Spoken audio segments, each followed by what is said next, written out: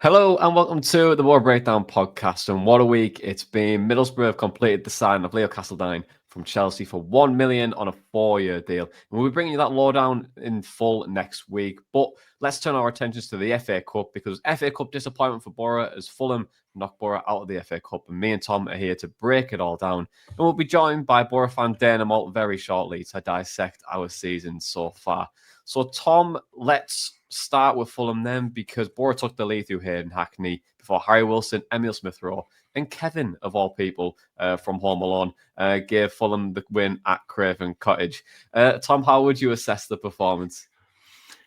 I didn't think it was too bad a performance, to be fair. I thought 3-1 as a scoreline by the end was taking the piss a little bit, because it could have been, just a one-goal game. I think when you look at it, and I saw a headline, I think it might have been on BBC, might have been on Sky, where it was like, 3-1 and a narrow win. And I was like, well, you're making it sound like it wasn't a narrow win there because of the scoreline, but in all actuality, for anyone watching it, it was. First half, I thought we played really good stuff. Going in 1-0 up at half time, I was like, please let us hold on to this for the rest of the game. But I think there was a constant kind of threat there from Fulham, in that you could tell the Premier League quality that some of their players had. It was funny, the fact that Traore was up against Matt Targett on the left-hand side. Now I'm like having just such worries through that first half. Like, oh God, he's just going to rip him apart. And then you go on Twitter at half time, and all Fulham's fans are like, get a armor off the pitch, he's rubbish. He's not doing anything. And then they took him off at half time. I was like, good. Yeah, I was quite happy with that. But I did think as well, you could see the fact that we are kind of like a piece together team at the moment, and we are missing a few big players through injuries. I was saying to my dad's, like, realistically, full strength team, you're going to have McGree in there, you're probably going to have Strelic in there, you're going to have Callum Britton in there, Alfie Jones. So we are missing quite a few really big, influential players there. And I believe as the game went on, it just kind of showed they were bringing quality options off the bench, such as Harry Wilson. And then we didn't really kind of have too much to bring off the bench there. So it is kind of showing where we are, maybe as a starting 11 at the moment, and as a first team squad, where the starting 11's pieced together and you don't necessarily have the quality to bring off the bench to make an impact on the game. At that kind of level anyway, we might get away with it with some championship games.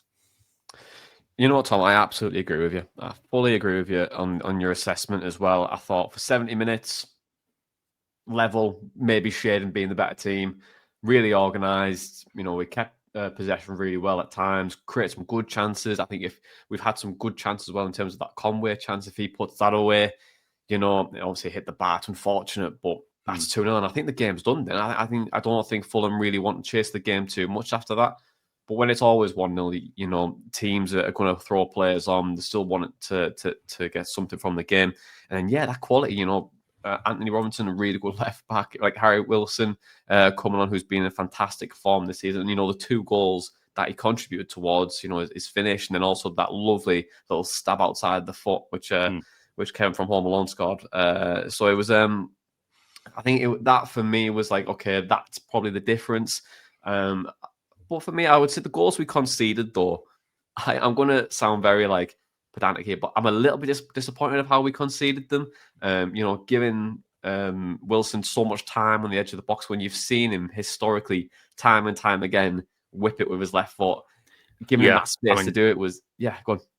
I was going to say, I was saying in our group chat at the time, I was like, exactly what he wants to do. It's like a couple of years ago where we're trying to defend against Patrick Roberts by showing him inside the pitch. And it's like, right, he wants to do that. Just show him outside. He doesn't want to go there. It was kind of quite an obvious way of defending. You can't allow him to cut inside and allow him that amount of space because he wants to cut inside and shoot.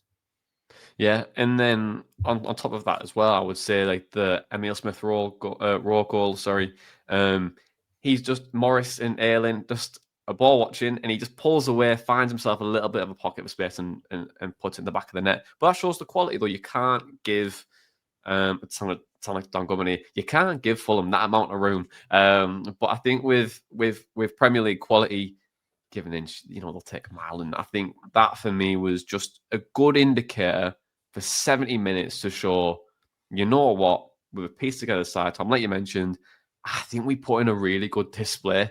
And I think it's a good indicator for Hellberg as well to say, okay, well, this is fairly decent, but this is the level that we need to get up to. I think it really highlighted as well, like you said there, Tom, the depth. We need some players, and we'll probably come on to it a little bit later on when the Boro fan Dana Malt comes and joins us. But it shows that we're bringing on a 16-year-old Cruz, Aba, and then they're bringing on really good quality. And I think that we've still got a good chunk to go in that capacity, but. You know what, as well, though? I was listening to Hellberg's interview after the game, and he starts it off by saying exactly what we said here, like 70 minutes, we were the better team. But it's a bit of a difference to, especially the last two head coaches that we've had. Like, a season ago, we'd have lost a game under Carrick and be like, oh, yeah, I thought we were the better team. And there'd be Boro fans and opposition fans replying to that interview going, what game was he watching? You definitely weren't.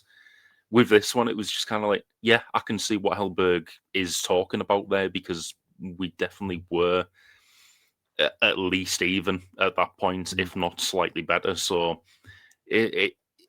I do like the kind of analytical, like, breakdown nature of Hellberg's interviews, really, because he does kind of approach it like he is.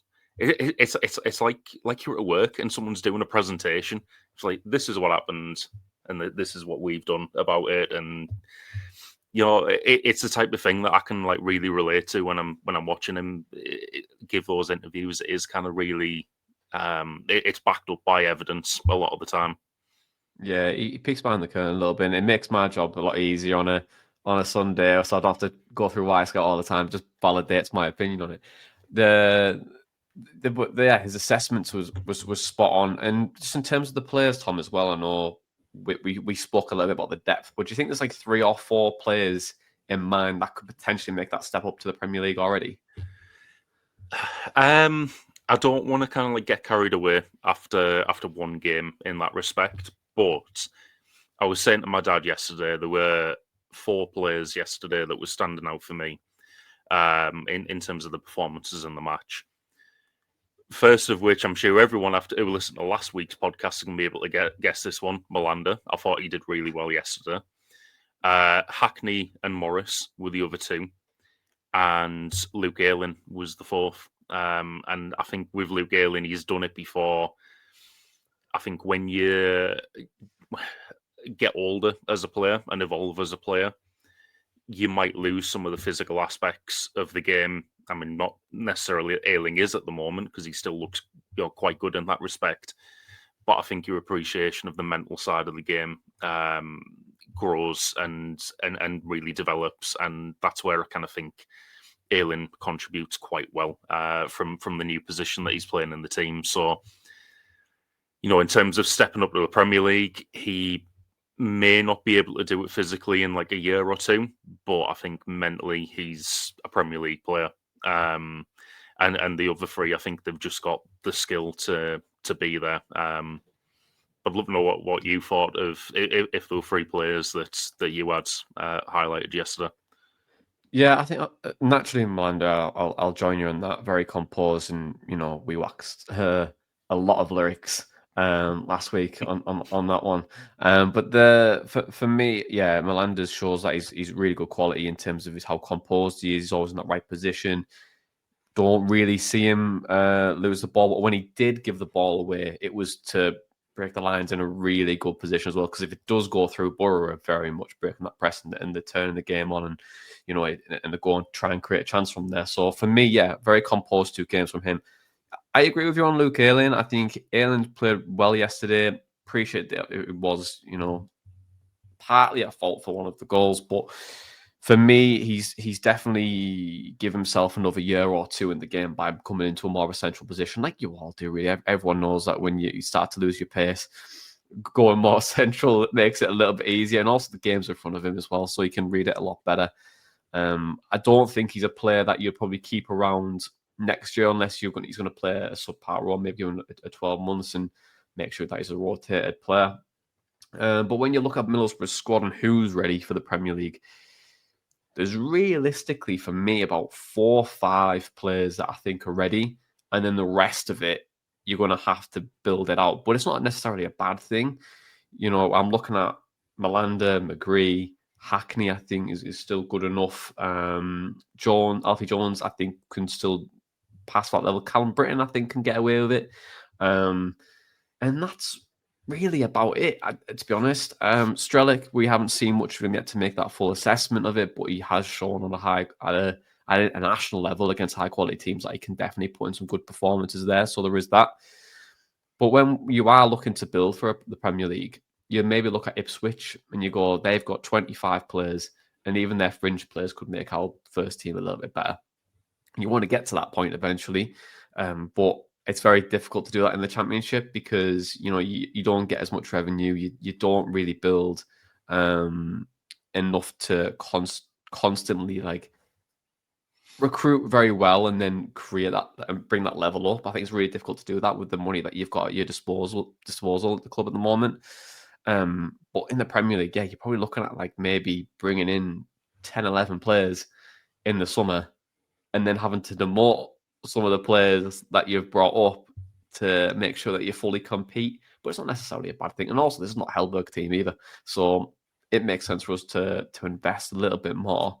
But yeah, I'd probably say those are my 4 or 5 where I'm looking at and going, yeah, probably Premier League quality, but we still need a bit more. But what I would say is, just to round that off, systems can make players better. They can really bring out the best and the worst in terms of strengths, weaknesses. And I think Hellberg's system right now is definitely bringing some of our lesser quality players up to a better standard. But it's not necessarily a bad thing. I love the way that we play, and they're still excellent footballers. It's just that. Go on. If you think about it, look at the last time we got promoted.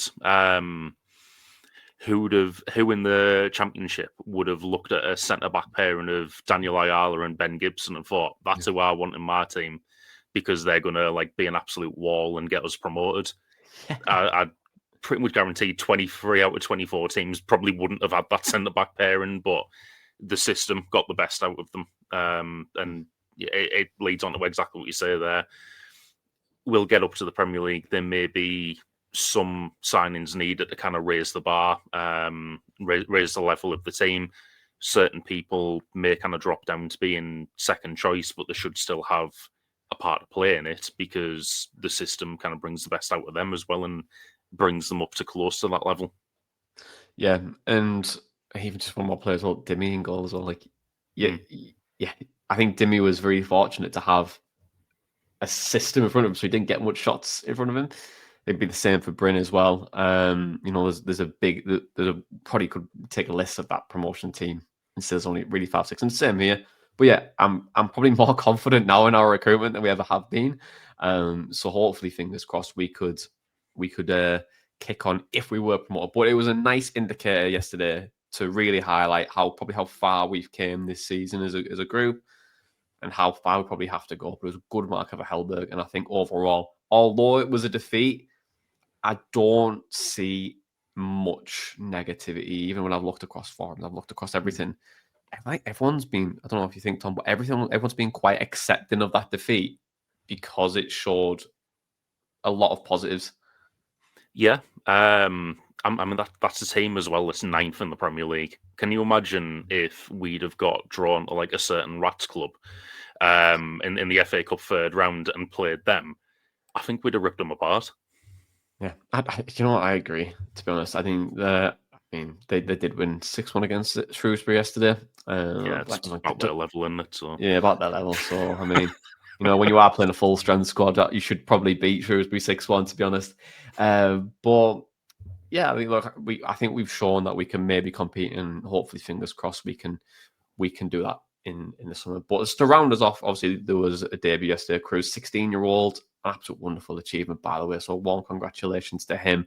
How amazing that you're 16-year-old making your debut against the Premier League team. I think that's a lot of confidence, I think, in the club. But yeah, massive congratulations to him. I bet that was a great moment for him. But should we move on, Tom? Let's move on to Boro's season so far, because now we are out of both clubs. We're sitting second in the Championship table after 26 games. And we're going to bring Dana Malt in, Boro fan, to chat about our season so far. So, Dana, welcome to the show. I know first time coming on the show, long time listener. But we're given you didn't watch the Fulham game yesterday, it's probably best that you jump in now. But we're going to speak about now around the season so far. Obviously, we're sat second in the Championship. If you were to strip everything away, the league table, and only judged on how Boro have played and how we've been performing, what would be your verdict on Boro's season so far? Well, yeah, firstly, it's good to be back. It's been quite a while. I had to dust the cobwebs off this own microphone of mine. But yeah, I think if you stripped away the league table and the position that Boro hold within it, I think it still has been decent. I will say that I've preferred Kim Hellberg's Middlesbrough more than I enjoyed Rob Edwards' Middlesbrough, and I think that speaks to what I like to see as a fan. I think Kim Hellberg's ideal way of playing, and also what we've seen with his Middlesbrough side so far, aligns more with what I like to see as a Middlesbrough fan. I think under Rob Edwards, we had a really good position in the table, didn't we? And I think coming on this podcast, it's very difficult to be critical of a team that are sitting in second and are really the pace setters in the league, along with Coventry. But to be fair, the last 8 games of his tenure, 2 wins, and I really didn't enjoy some of our performances. Obviously didn't enjoy getting beat by Portsmouth. I thought that was a very insipid performance, very feeble. I think we had 1 shot on target in that game, and it was barely a shot on target really from Callum Britton. It was a half-arsed effort. And then didn't enjoy the 0-0 draw against Stoke. Watford was a strange one. I think 3-0 was... They were just very efficient in that game, Watford, I think. Wrexham at home, 1-1. I just didn't enjoy that either. And then I really didn't enjoy his last game in charge against Leicester. I was stood beside my nephew. That was his first Boro away game. And we were pure shitting on that Boro performance. I think Luke Ayling bailed us out massively. So I wonder, and I want to put it to you guys actually, if Rob Edwards was still in charge now, where do you think Boro would be in the table? Probably not second or third. I think there's a lot at play, I would say, with Edwards. But I do echo your sentiment.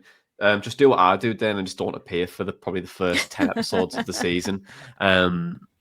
It wasn't because of Rob Edwards. There was obviously a lot going on, but I might just say it was because of Rob Edwards now, because it's funny. Yeah, I think with Edwards, the difference between what we're seeing now in comparable to Edwards was every game under Edwards felt like it was on a knife edge, that we were in the game and then we'd hopefully try and nick it from something. But when the quality wasn't there, you were never going to get the result that you probably wanted to get to. And I just don't think that is like sustainable, really. And I know we were second, and I know people were relatively quite happy, but I think with Edwards' ball, it was very much like you're starting to see the cracks a bit, but as soon as you started to get to a point where the form was starting to go, I think fans would have turned really quickly. And all the positivity that you got in the press conferences, all the PR spin, I think a lot of people have been like, oh, shut up, Rob, like, just get us 3 points, mate. You know what I mean? But it did feel like that team, though. It felt like the team was relatively quite fit, good defensive unit. But I would have loved to see what we were doing on the training ground in terms of creativity, or like trying to do like building routines like in open play, because I don't think we did much there. I'll be brutally honest. It felt very like we'll get the ball up and hopefully someone can pull out a bit of magic. And that for me is just not sustainable. You've got to have those like things drilled in. Yeah, it's not like being robots. And yes, individual quality definitely needs to like seep through, especially when you're playing a low block. but I think he heavily relied on that. Therefore, to answer your question, I don't think we would have been where we are. I think we would have probably been about 7th or 8th, Yeah, I was going still to say where pushing Stoke towards the are. playoffs. Yeah, pretty where Stoke. Yeah, I agree with you on that. Tom, I don't know what you think. I was going to kind of take, a bit of like a spectrum of where we would be, and I'd say between 5th and 10th. I think by the time he left, we were obviously on a bad bit of momentum. We weren't getting the results, and that's where it starts to kind of turn for me. Because obviously Dana was mentioning earlier, like what aligns with what she kind of values from a team. What mine is kind of opposite in that it's results first, entertainment second. If Rob Edwards was getting those results at the start of the season and we were playing not great but not bad, I could have put up with that if we were in the top 2 and looking quite positive for the rest of the season.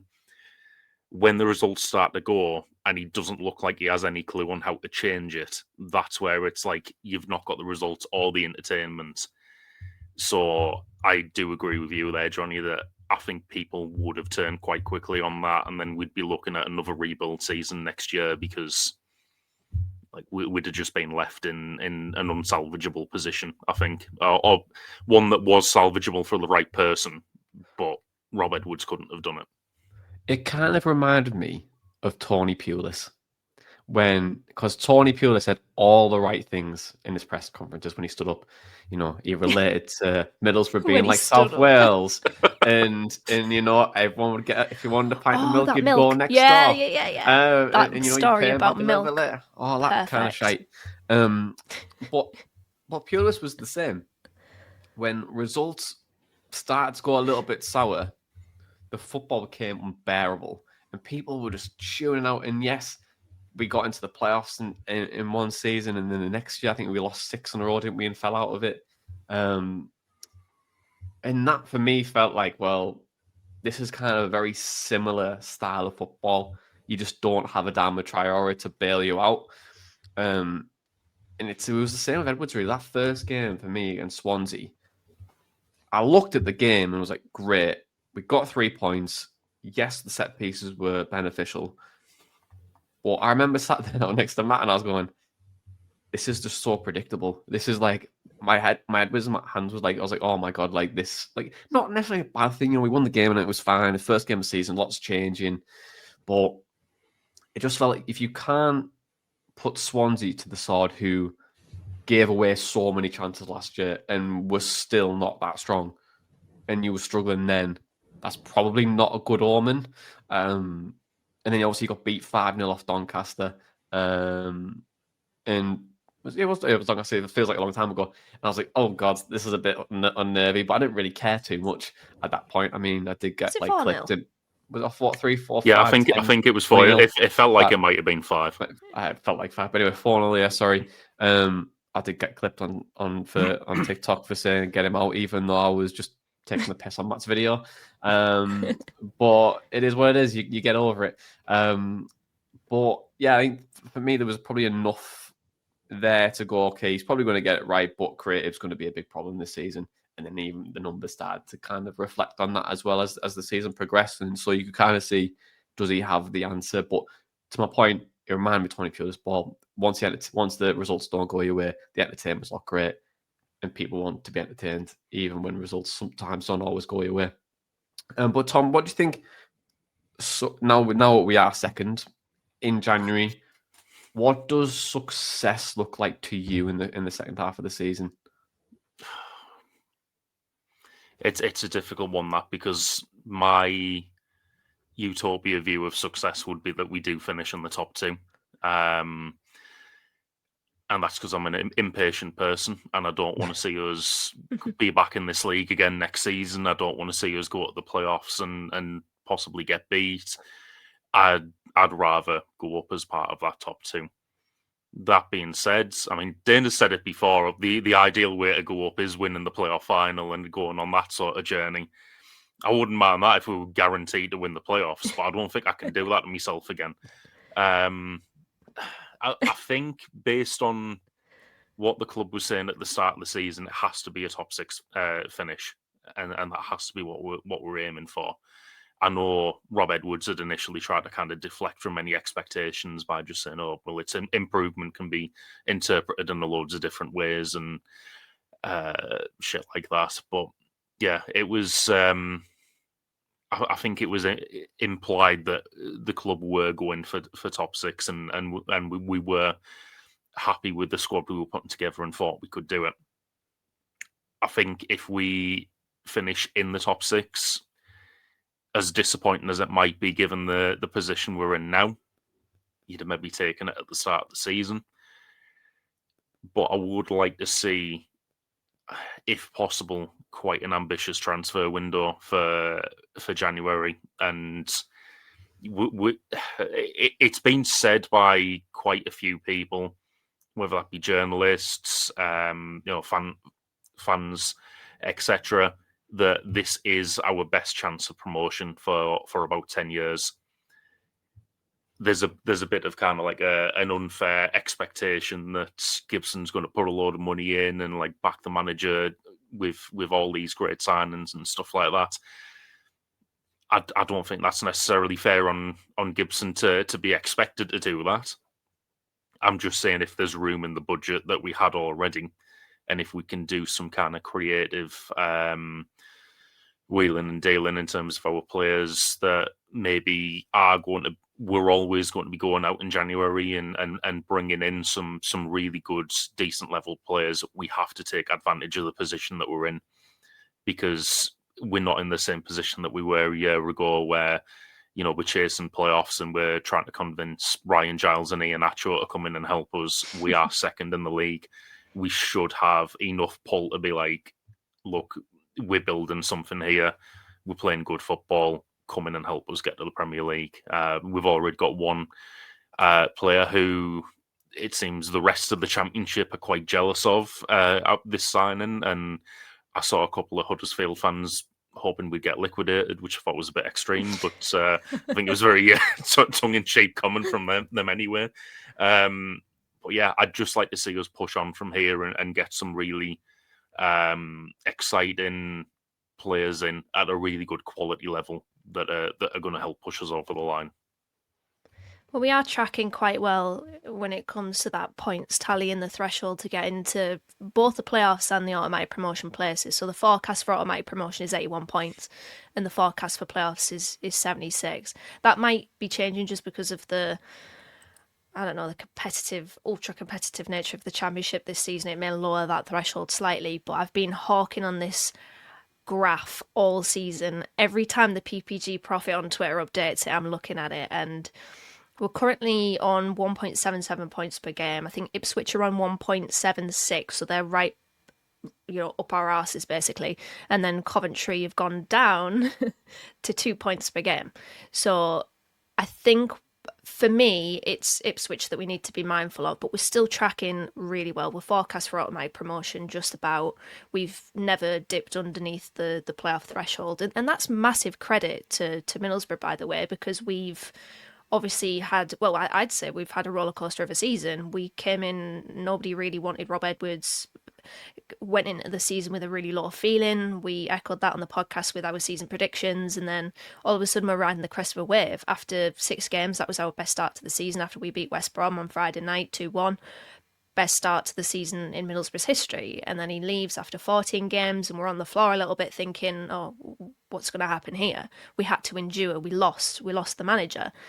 And then riding the crest of a wave again under Kim Hellberg, and then enduring a little bit that 4-game period where, 80 shots on goal and not a single goal celebrated by the Boro fans, not a single win in that time as well. The fact that we're still up there, major credit to the team. I think a lot of people will say, well, the Championship's just shit this season, and maybe they've got a point with that as well, but with Boro, massive credit, fair play to them for sticking at it, and thank the Great British Weather for postponing Ipswich's game against Portsmouth, because that definitely helped us out as well. Yeah, thank you, Jesus. But for us though, yeah, I echo the sentiments, guys. I think success for us is trying to get as high as we possibly can. the position we're in is really strong. I think with Edwards, yeah, like when he first came in, it was good for me because I was like, oh well, I get to compare him and Carrick, who I thought were going to get it, a few years ago after Wilder left. So it was quite nice to go, okay, well, what's the difference? But I could definitely see the involvement of Edwards as a coach becoming a lot more direct than what he had been previously. And he put us in a good position. Disappointed that he left, but it wasn't. I don't think it was the end of the world, to be honest. I was just, I was like, cool, he's gone. Whatever. Let's see who we bring in now, and see if we can kick on even further. But obviously, naturally, your default setting is, it's going to be a transitional year, new style, new way of playing. But Kim's came in and taken this team to another level, and a level now where I'm really confident in the performances. The spell that we went through in December, there was a lot of positives in that, and I tweeted it's Boro will come good and will be very good in the future, and this still isn't his team. So for me, there's so much positive outweighing the negative, and a lot more confidence filling through me, and I'm actually really excited to watch us play every weekend now. Whereas before, I was like, you know what? Yeah, okay, I'm going to the match. Fine, I love going. It's a family event. Get me chips and curry. Get to see you guys. It's great. But the football, I wasn't excited enough. I was like going probably because it was an addiction versus excitement. Whereas now I have a bit of both, and I'm like, yeah, this is everything that we could possibly ask for, and I'm really confident that we might actually end up in the autos. Like I'm still convinced if we bring in the right players, then we'll definitely challenge for it. There's definitely teams where you should probably keep an eye on. I think Watford are in a really good position right now. We're in a decent position. Ipswich are going to come good, but also Coventry, they're getting a bit of bad run of form. How does that maybe look? So there's loads of stuff that we can maybe look at in the future. But then last season, we ended up losing a lot of key players, which really dictated our season. Lath went to Atlanta. Ben Doak got injured, who was our main outlet. We lost our entire defense at one point. I think there was like 14 players that were out, and you could build a team, couldn't you? The amount of injuries that we had. Do you think injuries again might be our downfall in the running? It could be one of them, for sure. I mean, it's an absolute farce, the amount of injuries that we get, and it's just a complete joke, isn't it? And I don't say that attributing any blame to anybody, because I truly don't know why we get so many injuries. I guess kind of take this as an old man yells at cloud type thing, but honestly, it's ridiculous. It's not even funny anymore. I think we've had it for quite a few seasons now. I think it was the season before last when we still had Morgan Rogers, where we had like a whole team out, I think. I'm pretty sure it's the season we had Rogers, because AFCON was a part of it as well, and so we lost Sonny Dieng to AFCON, and he was injured anyway. He lost AFCON because he was injured. He had to come back. So it's ridiculous. It seems like we bring players back into the fold, and then they play like 1 or 2, maybe 4 games max, and then they get injured again. Like I was saying about Alex Bangura on Football Martin's show, Southampton Fan, just previewing the game on the Sunday. I was on it on the Friday, and I said about Alex Bangura, he's on injury watch, because all we've known of Alex Bangura is him not being available and him not being fit and him being injured. And then 2 days later he gets injured. So maybe I just cursed him there, poor Alex Bangura. But it could be, because you're thinking about consistency, and like you were talking earlier in the Fulham section about like basically a makeshift, well, not a makeshift starting 11, but trying to piece together a team that wouldn't be Boro's starting 11. It was a strong team, don't get me wrong, but it wouldn't be Boro's strongest starting 11. You've got players there that are crucial to the way that we play, like Riley McGree is one of them. Alfie Jones has been a really big part of that Boro backline, and probably one of Boro's best signings, I think, from the summer. Callum Britton, the exact same. Like, just checking in on the injuries, Kim Helberg said Bangura won't be available to play in January. Alfie Jones won't be available for a while. He underwent successful surgery. I think he's back in the run-in, so whatever that is, it's like April, is it?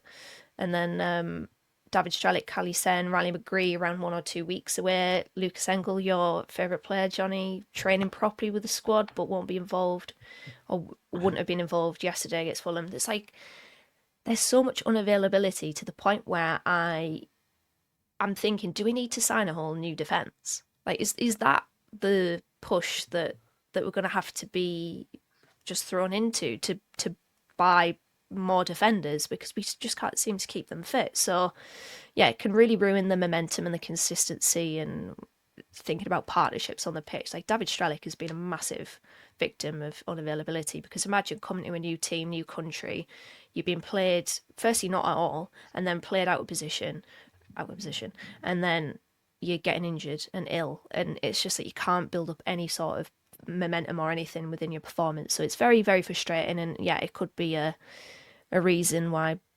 Borough's, well, it could be a potential player in a derailment of Borough's season. It's so frustrating. Well, given those injury issues and worries about players going forward, do you reckon the squad's good enough to go up as it is, or do you think we need to do a lot in January to make sure that you feel like it is? I definitely think you need a new defense. Like we said, we said in the last show, there's 6 defenders that you're probably going to have to bring in the summer. You know, because of just quality, and also like, you know, you can't rely on Dilfry, you can't rely on Edmondson, you can't rely on Lenihan, you can't rely on Bangura. Matt Targett's leaving, and you haven't got a second choice right back. So, and you can probably even throw in a goalkeeper if you want to as well. So there's a lot that will need to be changed in the summer. So you may as well start that planning now if you've got the availability to do it. Probably going to have to deregister Lenihan, unfortunately, because he's just not going to play on or be fit again. We've heard nothing since, which is a shame. Edmondson's a similar position where he's in and out, completely gone, and so is Dilfry. So you're going to have to bring someone in. Luke Ayling, you can't always rely on that. Yes, he is very consistent, and yes, he's doing very well, and yes, he keeps himself fit. But you are literally playing with like fate there, I think. So yes, I would definitely bring in a new defense. Arston Hook, if the numbers align, then I'd probably bring him in as a left back. But I think overall the squad is good enough. I think you just need to add a couple more sprinkles of quality. I think and raise the floor of the team. Like Castledine, I think for me is a good signing, a good investment. Appreciate me and you, D, are going to do a full lowdown this week on him and how he's going to fit and where he's going to fit into Borough's system. So I think that's an improvement. I think a centre forward's massive. I think you've got to bring in a centre forward to get you over the line. And just mainly because you can't rely on Tommy Conway at the moment. Strelic keeps getting injured. Cali Sen is up and down and not got a run of games in yet. So for me, I think I need a bit of extra, and also get rid of some of the deadwood as well. And I think you'd be in a decent position. But is it good enough to go up right now?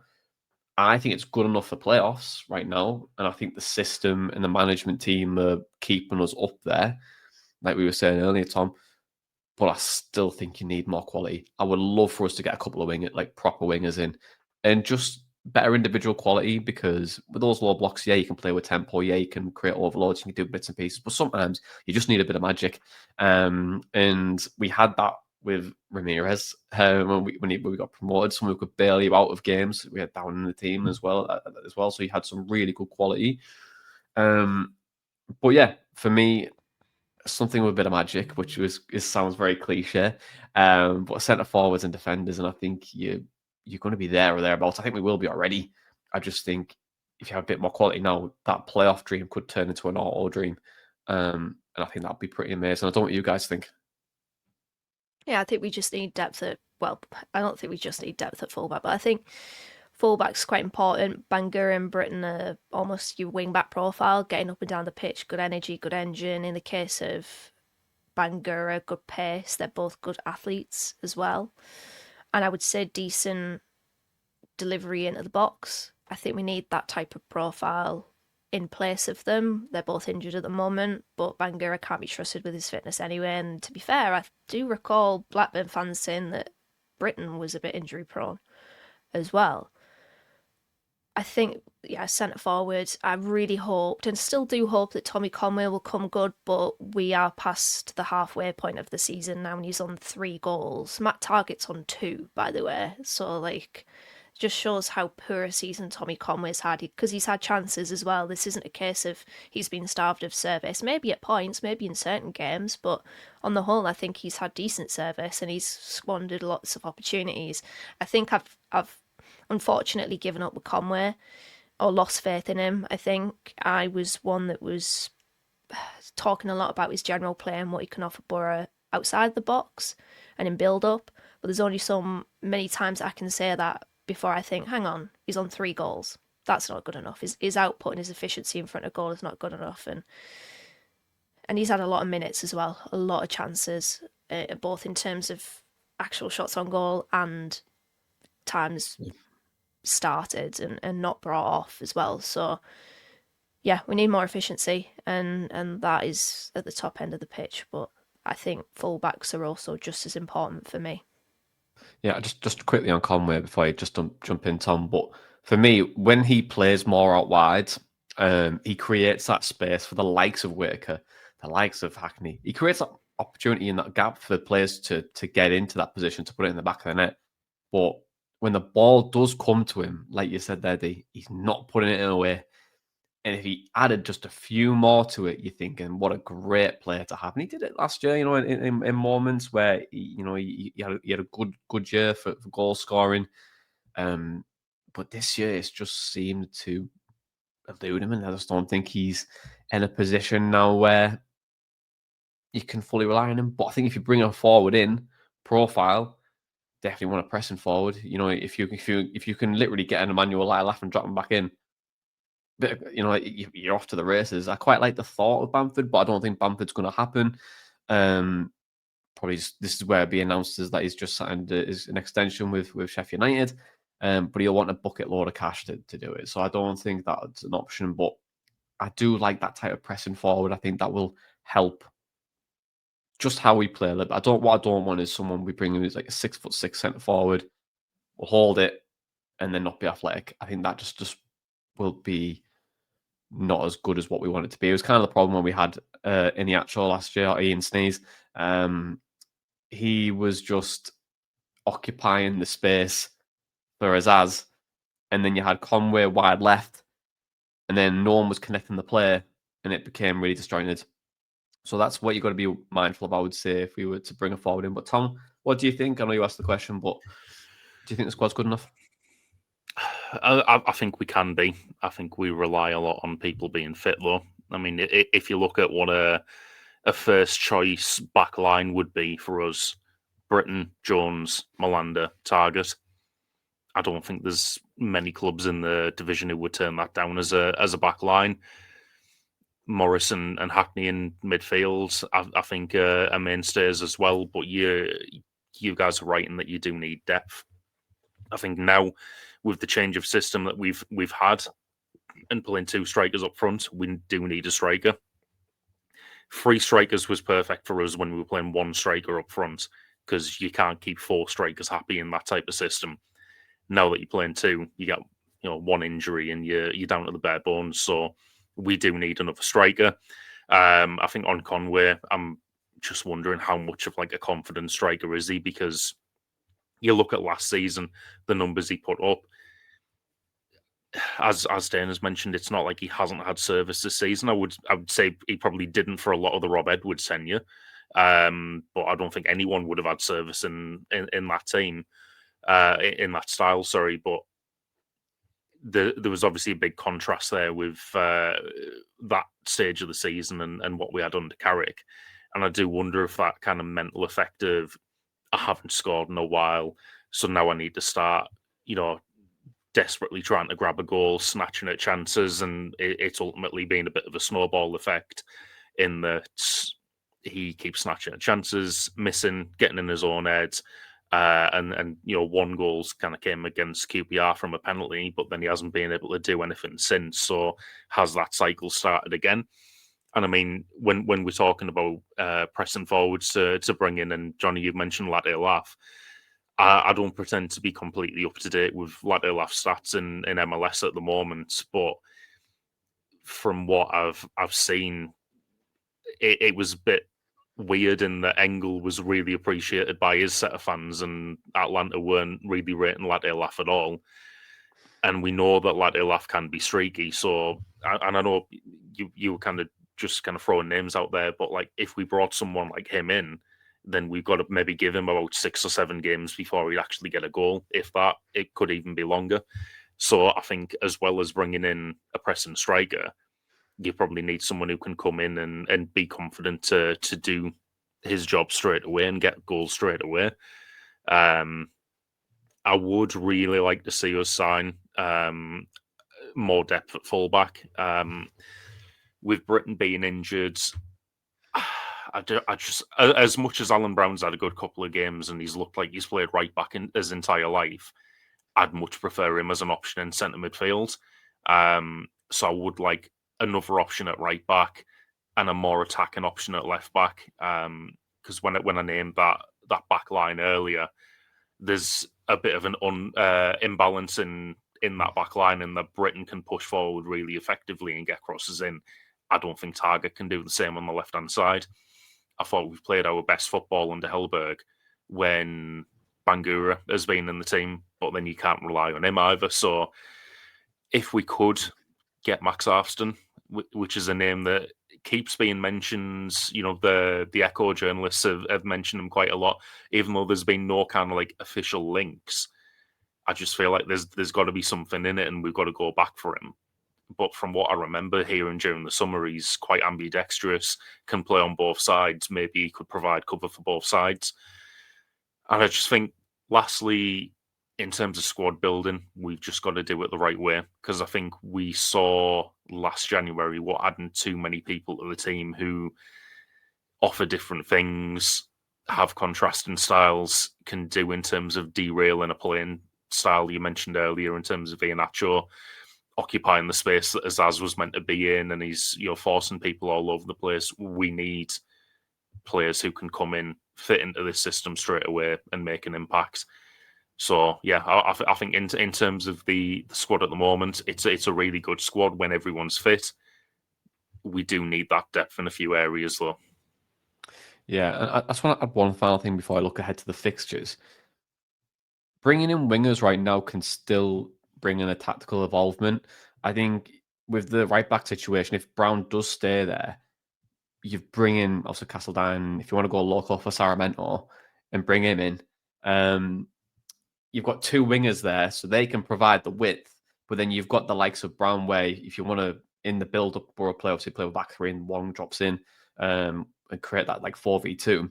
You could use your back 3 of Target, Aylin and Malander, and then Brown comes into midfield, and then you've got the wingers out there to keep really wide. So it's like an involvement what you could still do with. It'll still like adapt. But you need those players to get yourself out of build up. I think with the squad that we have right now, a lot of people that want to stay in the middle of the pitch, it's very hard to do that. You're just adding more people in there. But with wingers, you're keeping teams quite stretched, and that allows you to probably bring in the likes of Brown, who could maybe move into that midfield and build a nice little compact shape for us there. So maybe that's a route we could go down if Arfston doesn't come in, but then you do bring wingers into the club. But should we look ahead now to the upcoming fixtures that we've got? Because we've got some great fixtures on the roadmap. We've got West Brom on Friday. We've got Stoke away, Preston at home, Norwich at home, Sheffield United away, and also Coventry away just after Valentine's Day. It's only right that we play Coventry on Valentine's Day, to be honest, because we're so close together. We're practically in love at this point. But guys, how are we feeling about the games coming up, and how many points do you think we'll get? I think this is a really tough run. I do. I think this is, in my opinion, make or break for Boro's automatic promotion hopes, because there's some really tough games there. West Brom, going to West Brom, I think is difficult. I know that they're without a manager at the moment. Maybe that'll change by Friday, I don't know. But I think that's been a difficult place to go to over the last few years, and maybe that's just completely irrelevant, because as people will point out, different team, different setups, different managers. West Brom, no manager. So it's like, there's the differences there, but it definitely has an impact on my feelings towards the game. Same with Stoke. And looking at that, actually, there's 4 out of those 6 games away from home. And the last 2 in particular, Sheffield United, who are currently, at the time of recording this, very in form, might change by the start of February. But, they're in form, they're ascending, and I think that they might even sneak top 6 come the end of the season. And then Coventry enduring a little bit of a wobble, but we know that they have had our number over the last few years, and it's very, very difficult to go there for them to come here and for us to get anything. So they're 2 really difficult games. I think the home games will be okay for Boro, but the away games there, and there's 4 of them, that's going to be really tricky. So yeah, and Preston are no mugs as well, by the way. Even though we play them at home, they're no mugs whatsoever. So it's going to be very difficult. And I think if Boro can keep hold of second place and stay up there by the end of this run, I think it'll stand us in very good stead, and my confidence will be amplified. But I will say, I do expect, come the end of the season, my prediction is that the top 2 will be Coventry and Ipswich. So we'll see how these games play out. If, as I said, if we do well with them and we're still up there, maybe I'll change on that. But I've thought for the longest time the top 2 will be Ipswich and Coventry. Just before you jump in, Tom, it's Eric Ramsey who's going to be taking over at West Brom in Minnesota United head coach. Looks like he's going to be appointed before the game. So he might be taking his first game in charge. If not, it's a former Middlesbrough right winger and now singer, James Morrison. He's going to see if he can get that team to play on broken strings. Yeah, exactly. Oh, no. Jesus Christ. No. Honestly, if I was driving, I would just drove off the transporter from that. If I heard that. You can't get on the fucker. Exactly. I would have just drove into it, just through the bridge, through the gates, just straight into the teeth. Anyway, sorry, Tom. Do you want to give your thoughts on this? Broken strings, yeah, it's just a thought, but I wonder if the amount of away games may play into our hands a little bit. We've got to have 4 teams there who are expected to play football by the fans and not come up to Middlesbrough and park the bus like we've seen a couple of times over Christmas. So that might potentially play into our hands. We, saw it against Hull in the away game. They wanted to play football. They were very open, and we absolutely tore them apart. I think West Brom, a team still kind of fairly low on confidence. We can go there and win. I do agree that it's been a difficult place to go to, but was it last year that Hackney scored that great finish into the bottom corner? It's definitely doable. I think we'd probably take advantage of a West Brom team that hasn't been doing too well there and get that. Stoke, another one. We're going to go there. They're going to have a set style of play that they want to implement on the game. Can we maybe go there and play through them a little bit easier because of that? Potentially, but you've got to also factor in that Mark Robbins is a very competent manager as well, so I'm sure he'll be expecting that. Preston and Norwich, I think, will be tough games at home. Preston are a good team this year, and Norwich have managed to pick things up since their managerial change, so that could potentially be quite difficult. And then you got Sheffield United and Coventry. Sheffield United's one of the ones where if I hadn't seen us win there in person a few years ago, I wouldn't have been able to tell you when we'd last won at Bramall Lane. I still remember watching us play them when Warnock was manager in the Premier League. I think it was on Prem Plus back in the day, and Jagielka scored a volley from like a mad distance. He gets further and further away every time I remember it. He's scoring volleys from in his own half at this point, but I know that Bramall Lane's a really difficult place for us to go. Hopefully we can go there and at least get something. And, hopefully for the next 5 games, Coventry's blip can continue and they maybe come into that in not great form and still try and play the same way, and we can do well there. But I completely agree with Dana that this could be a make or break set of 6 games for our season, and we've just got to attack it the best way we can and hopefully get a decent return of points on it. I would say a good return of points would be somewhere in the 9 to 12 range. So hopefully we can come out with that or more. Yeah, I think your most difficult games are the ones at home. So I agree with you guys on that one. I think Preston and Norwich for me is the one where they're going to be difficult games, and it's important that we get the first goal early doors.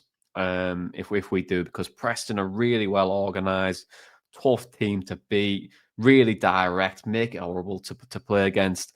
And I think Norwich will come and try and get a point and take something away. So you're probably thinking they're going to sit a little bit deeper, but then that's the beauty of bringing in more individual quality. I guess obviously Castledine might be an improvement there, depending on what we do and who we bring in.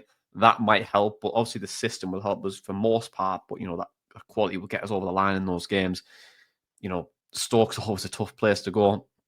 Sheffield United for me, I've said over the last few weeks, keep an eye on them because they're absolutely a completely different team now. In comparable to were at the start of the season, I think Chris Wilder's for his 10th tenure there, he's doing a really good job. And the difficult people, I think that game is interesting. I think relies heavily on what they do in January and who they bring in.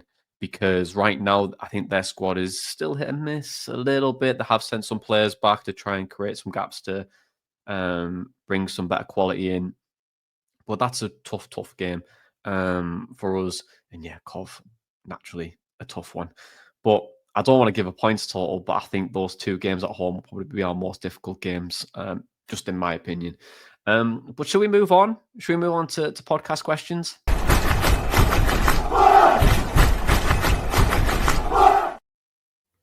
Yes, podcast questions. Every week you get the chance to ask us a question. You can email us at theboroBreakdown@hotmail.com. You can tweet us at @theboro_breakdown. You can follow us on Instagram. You can add us on Facebook. You can do all of those fun things.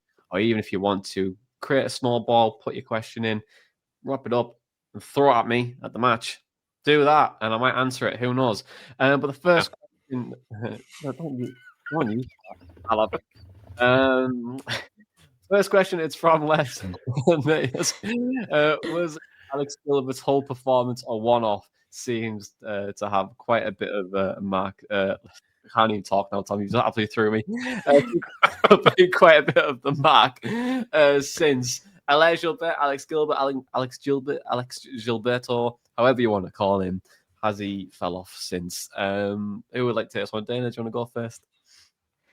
He's such an interesting player, Alex Gilbert, because I feel like I enjoy watching him, right? And I feel like he's got a really unique, well, not a unique, but a really impressive skill set. And he's good on the eye. And he's got a good technique. And I think he's a player that leans more technically than physically. And he can be really good to watch. Like the whole performance is case in point that he can be really good to watch. His goal there was a fantastic example of the technique that I've just mentioned. But I think we have wondered what his actual quality level is. And I do think that when Alex Gilbert leaves Boro, he'll probably have a good career in League One, maybe lower half of the Championship. That's where I feel like his quality is. So although he's got a good skill set, I think he's probably League One level. So maybe we're just seeing what he is, basically. I think he's been largely fine. I don't think he's had any stinkers or anything like that.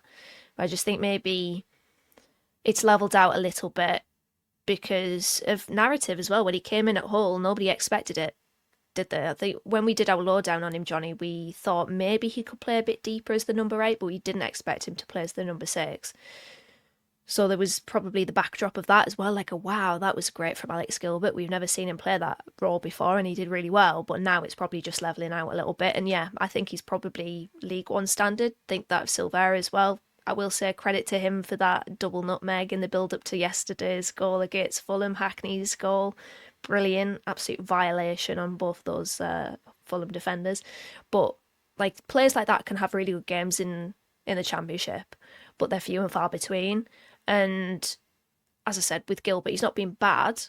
I just think we probably won't see another whole performance for a little bit because it's not really his level. I think, as I said, his level is probably League One. Yeah, I'd probably echo that sentiment, to be honest. He's a player that can play the 6, the 8, the 10, the 1, 2, 3, 4, 5, 6, 7, 8, 9, 10, 11, even a sub player if he wants to be. But no, he's very versatile as a midfielder. Just hasn't really had the run of games. Really, it's just one of those. It's strange that he's not had that yet in his career. With us really, but I echo the sentiment. He reminds me a little bit of Adam Forshaw in a way. Not like probably he's not going to be like a very similar type, but a player who is probably good enough-ish to make the team. But when your people in front of you, Hackney and Morris, have been that good, you struggle to get minutes, then you might go somewhere else and become successful elsewhere, like you mentioned. But yeah, I don't think he's a bad footballer. I just think we just need to improve the floor of the team off that. And that leads me to the next question, and it's from Joe. And they ask, do you think not having Hellberg players will hinder us for the automatics? I think it's obvious to see that some of our players aren't good enough or the sort of player for the roles he wants in certain positions. Tom, what do you think about this one? I wouldn't necessarily say so. Just I do think Hellberg's kind of intelligent enough to build something around what he has. It's been, I can't remember which of us said it. It wasn't me. A few weeks ago, saying that he'd never actually played the formation that he has been playing before, but he kind of put it together through what he'd seen on the training ground and through a lot of playing Football Manager. I heard so. Yeah, that was manager after my own heart there. But in terms of like Hellberg players, I think there's places we can improve. There's more quality that we can add to the team. Hellberg said when he came in that he was excited about the names that were being discussed that we're going to be bringing in. I'm sure he already has a plan in mind on how to utilise those players and what we already have. So it doesn't worry me too much that we might not necessarily have all the pieces there at the moment, because I know he was excited about what's coming in, and even if not, I think he can find a way to make it work. Yeah, and I agree with that as well. We don't really have his type of style, but yeah, a manager that can adapt is exactly what you want. But yeah, really happy with the answer, I would say, Tom, on that one. And then finally, it's from Phil, and he asks, would we settle for the playoffs now if we were offered?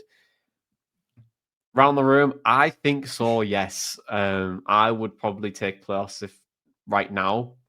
I would love automatics, and I feel confident we could potentially do it. But I do think Coventry and Ipswich, I think Coventry definitely champions. I think I'd take playoffs. I feel confident-ish right now. Ish. But Dana, what do you think? Yeah, you sound confident there, Johnny. I would take it as like a contingency plan, but I think if the question was to be, would you take a playoff victory and promotion via the playoffs, I'd be like, yeah, absolutely. That's my dream way of Boro getting promoted. But whilst we're in second, no, that's second. An automatic promotion is what I want. So yeah, as a contingency plan, yes. But yeah, we got to be looking and hoping and maybe even expecting, although I'm not quite sure about that, automatic promotion. Tom? I agree with Dana. I think it has to be acceptable as a contingency plan, but you've got to be aiming higher.